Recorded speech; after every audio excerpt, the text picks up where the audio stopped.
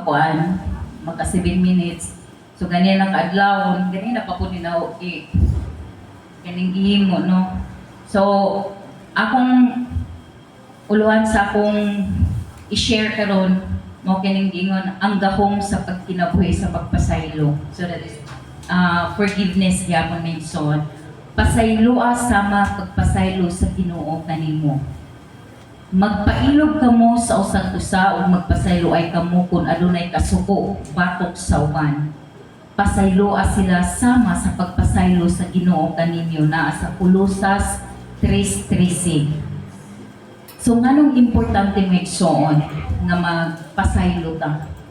Mangutana ko kaninyo, kaya ba ninyo nga mopasaylo sa matag usa labi na katong nagpasakit o katong adunay dakong sala? Kaya ba ninyo pasayloon may igsoon? Amen. So, unsa ka importante nga mopasaylo ta? Importante ang pagpasaylo tungod kay as kinabuhing Kristohanon, nagasintro ka nato ang kaluwasan sa pagpasaylo. So once nga naana ka kang Kristo, naana ka nato ang pagpasaylo sa atong isig katao. So wala na nato ang hatred, panimalos ug uban pang naay puot sa akong kasing-kasing nga igsoon. Ikaduha nga nung importante ang pagpasaylo tungod kay si Kristo miabot diri sa kalibutan para hiusahon ta niya. So kung unsa na lang kahapon si matod pa sa istorya bitaw, unsa na lang kahapon si Kristo gani nagapasaylo, kita pa kaha nga tao lang. So sa kalibutan naagyud puno gyud og kasakit, kasuko, naagyud na tanan siya. Apan og akong hinumduman nga igsoon na ang pagpasaylo dili kini optional. Basin mo ingon data nga kana ang nasunod na nako ni option na ni nako nga mopasaylo ko kang kinan. Option na nako, no. Ang pagpasaylo ato gid kining obligasyon isip ko sa Kristohanon tungod kay naa na si Kristo sa atong kinabuhi. So kinahanglan buhaton nato kini mga igsoon. So unsay tinubdan sa pagpasaylo? Kinsa ang tinubdan sa pagpasaylo? Of course, ang Ginoo ang unang siya gyud tinubdan sa pagpasaylo tungod kay naa sa Episo 4:32 pagka manggiluyon o mapinanggaon sa usag-usa o magpasaylo ay kamo sama sa pagpasaylo sa Dios kaninyo pinaagi ni Kristo. Nagapasaylo gani siya no tungod kay kita gipasaylo man kita sa Dios. Ang pagpasaylo sa Dios dili angay nato or dili angay wala kini bayari or kini usa kini kahimpit no. Ang mo na ingon nga ang pagpasaylo sa Dios mao ang modelo o kini modelo o gusto nga anaangay nato kining sundon. So kinsay dapat natong sundon? Kinahanglan si Jesus gani nga nakapasaylo, grabe ang iyang sakripisyo kanato may igsoon. Nakapasaylo man gani siya, kita pa kaha. So kung atong hunahon gilansang pa si Kristo diya sa cross. Nidumot pa siya sa mga tao nga nag-PI-PI kaniya, unsa pa'y gibuhat dito kaniya sa cross. Iya bang nidumot ba siya nga, inayog kaniya ang malingkawas sa kulo. Buot ba si buot ang pagani, naa pa siya katapos nga pwede niya kung kaya siya gahong.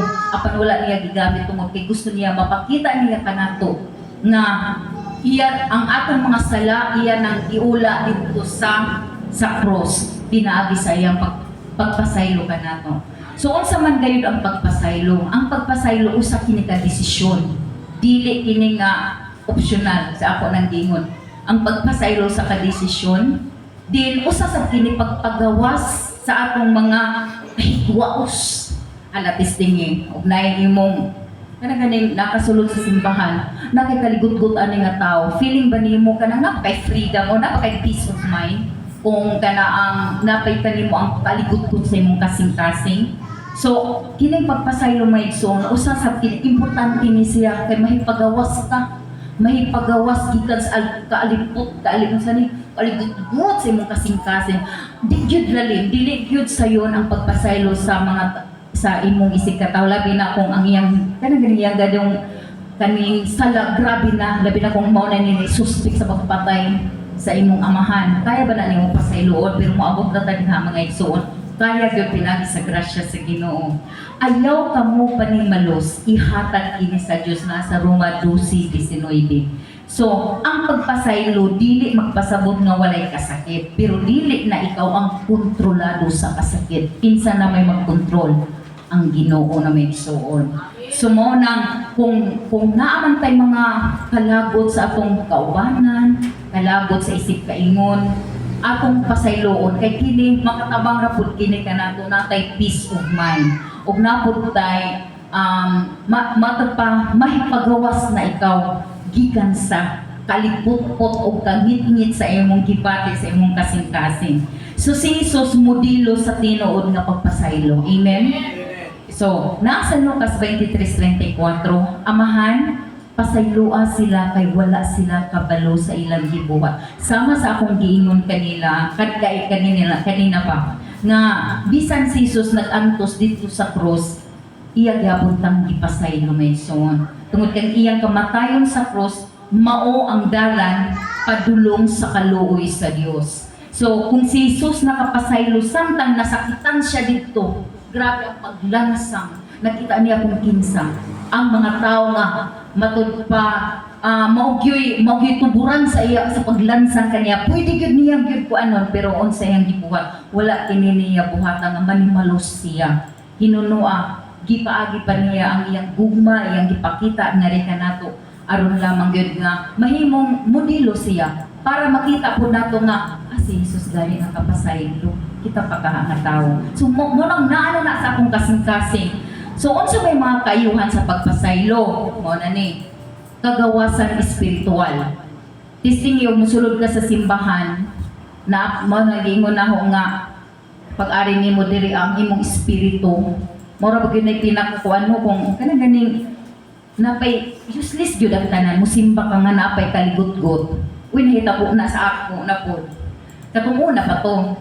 Tong napakol ka napuhihitin kalagot kang milboy at tumatang kay hiupo sa gutsi. Pero dili na to sila. Ako na po to'y alkansi. Kaya nga no dili man tumaay mo. Ano bang nakasulod sa simba naglagot ka? So may importante yun na iso, nga kung nakay espiritu sa pagpasaylo, na kagawasan sa espiritual. Dili na ka nakagapos sa imong kasakit, sa imong kaibuturan, sa imong kasing-kasing. Ikaduha, na ay kalinaw sa huna-huna. Amen? Kung ang kaayuhan sa pagpasaylo, kung sa daw kuno, kalinaw sa huna-huna. So, ang kasuko, mapulihan o kalinaw. So, mo nindot kayo makapasaylo ka. Ikatulo, pagkaayo, pagkigiusa or pag-reconcile, okay? Pag-reconcile sa relasyon. O, kung mapasaylo nimo si Kuan, si Suanso, di naanay reconciliation. So, naanay pag mayong pagkasinabot na sa inyong isip ka Kristohanon. Then, ang importante sad, once na makapasaylo ka sa tao, ang tanan nimo mga pag-ampo mahimong matubag. Tungod kay once na naapakay tao nga kanang napakay kuan sa imong kasing-kasing, nagibabag sa imong mga pag-ampo. Kay nakasulat gid na siya sa Biblia. Ang tao nga magpasaylo makapaligon sa gugma, apan ang magpabalik-balik sa kasaypanan makabungkag sa paghigalaay. Proverbs 17:9.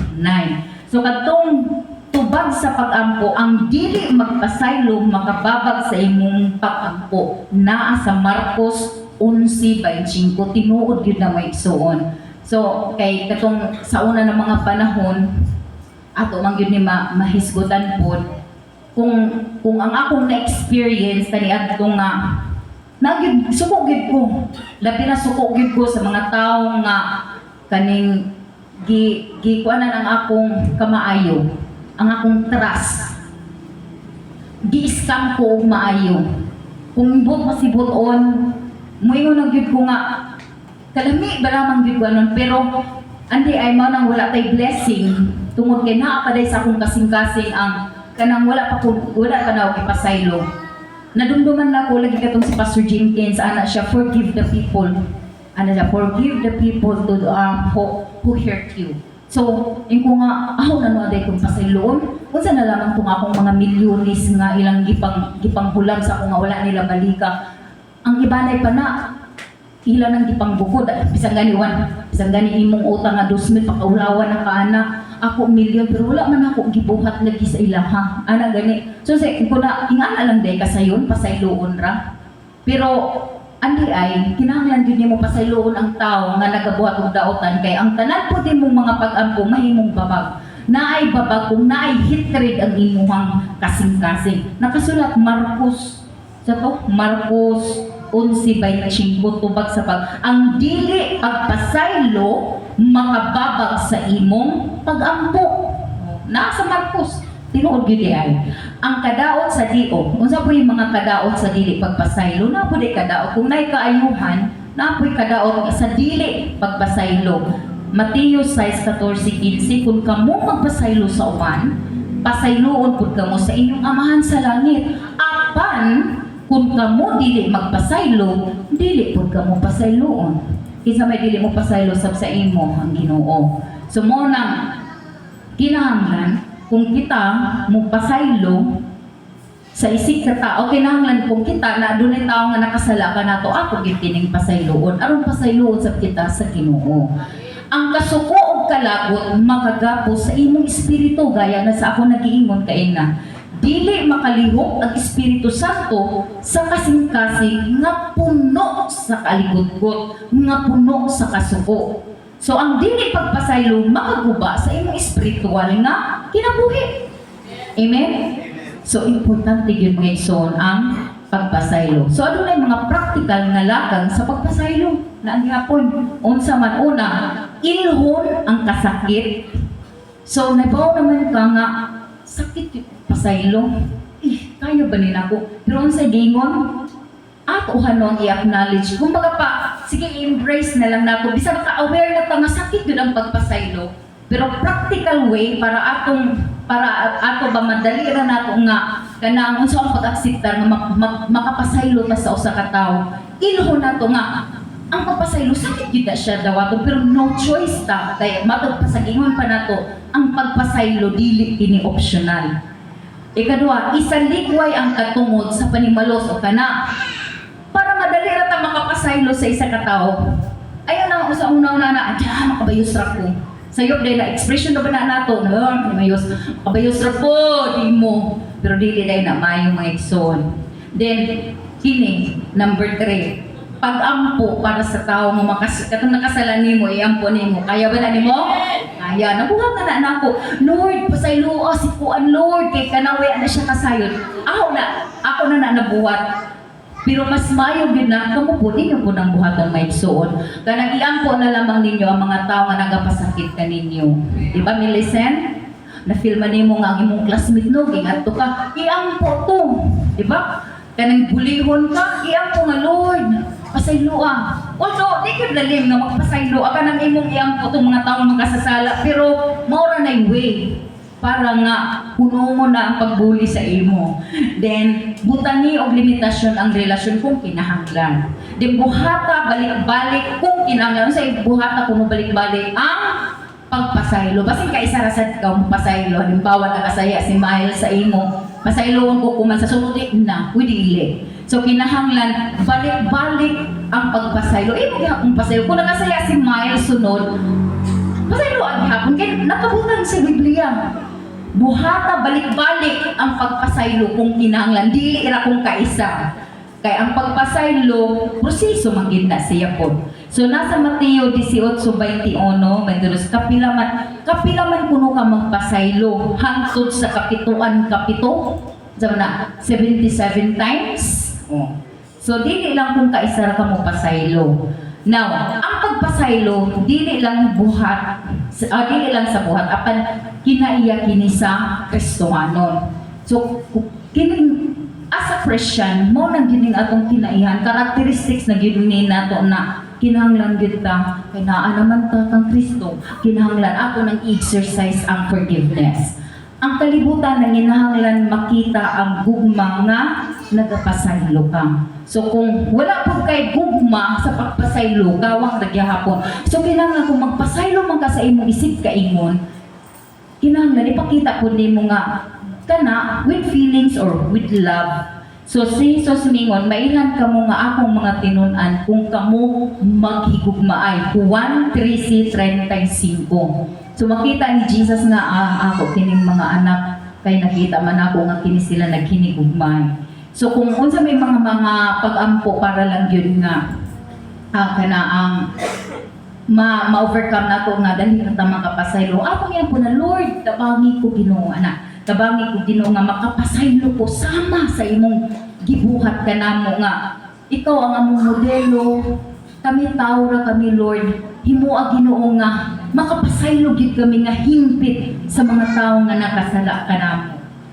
Ingon ana on daday pag-ampo nga igsoon. Mao nga agi konklusyon.